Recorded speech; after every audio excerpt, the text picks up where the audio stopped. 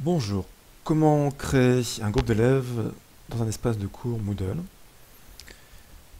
et ensuite affecter ce groupe à une activité précise. Alors dans quel cas par exemple on peut procéder à cette création de groupe? Un cas tout simple. J'ai un espace dans lequel j'ai affecté deux classes, les secondes D et les secondes G, et je veux créer une activité qui ne concerne que les secondes G.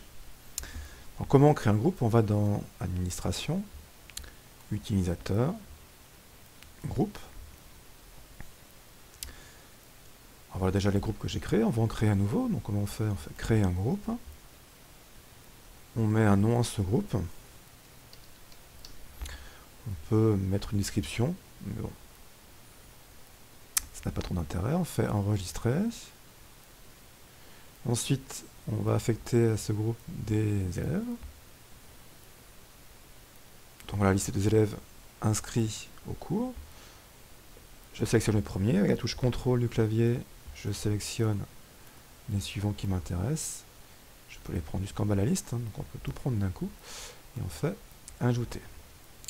Si je me suis trompé, je fais tout simplement supprimer. Là on fait retour au groupe.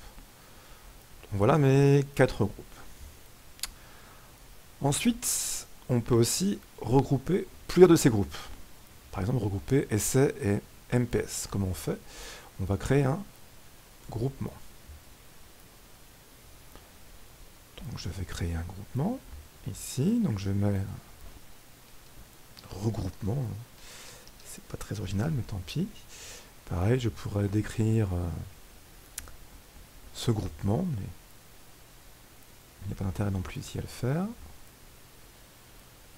Donc il est créé, pour l'instant il ne contient aucun groupe, et je vais affecter, en cliquant sur cette icône, des groupes à ce groupement. Par exemple, je vais associer essai et MPS pour créer un plus gros groupe qui s'appelle regroupement. Donc voilà l'intérêt du ou des groupements. Ensuite, je vais retourner dans mon cours et créer une ressource pour une classe. Alors, je vais par exemple ajouter un devoir.